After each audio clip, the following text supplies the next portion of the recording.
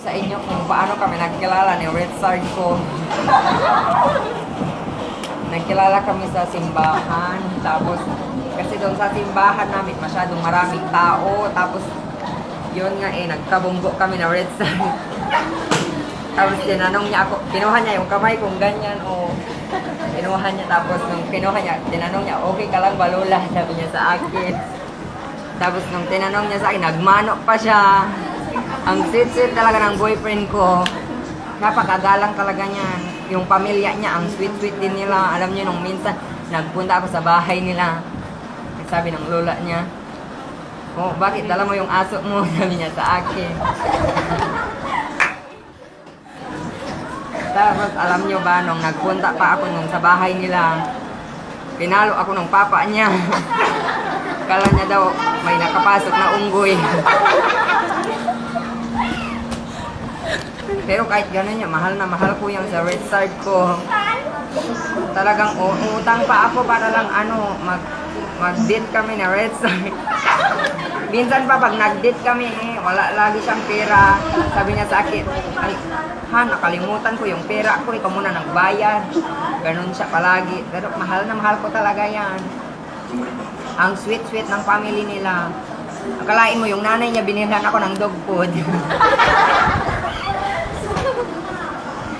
Tapos pag nagagabihan pa ako, kailangan matulog na ako. Sabi ng mama niya, matulog ka na lang dito. Tapos itong si Richard naman, ihanda niya yung kwarto niya. Tapos paglabas niya, dala niya yung unan niya, ibigay niya sa akin, doon daw ako sa labas matulog. Ang sweet talaga ng boyfriend ko, hindi niyo akalain, ganun si Richard sa akin. Napaka-sweet niya talaga. Anong gusto niyo malaman kay Richard? Pag nagdi-date ka. Pag nagdi-date kami niyan, alam niyo yan, ang busy-busy niyang taong yan, pero minsan lang kami makapag-date. Lagi niyang sasabihin sa akin, may job interview ako sa ganito, ganyan. Eh wala naman siyang trabaho. Meron pa minsan, ang sabi niya sa akin, mag-date daw kami doon sa ganito, sabi sa akin, yung oras ganito, yung ganyan, sinabi niya sa akin, nagpunta naman ako, nag-press, nag-powder ako, nagpabango sa leeg ko, tapos ganon.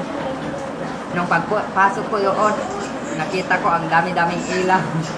Tapos, as in, sobrang daming ilaw doon, kandila lahat.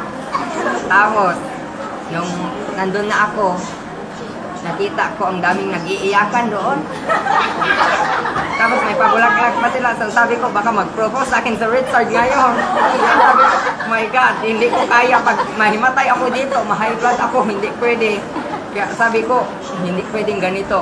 Nagpunta ako ng CR. Tapos nakita ko, may nag-iiyak ang babae doon. Tinanong ko, ano bang iniiyakan niyo? Namatay yung lolo ko. Sabi niya, hindi pala, proposal. Akala ko, yun na, hindi pa. Tapos alam niyo ba, nang nagpunta kami ng mall ni Richard, nakipagkita kasi siya sa mga friends niyang basketball player. Tapos nung nandun na kami sa mall, tinanong nung isang friend niya na basketball player, sino yung kasama mo?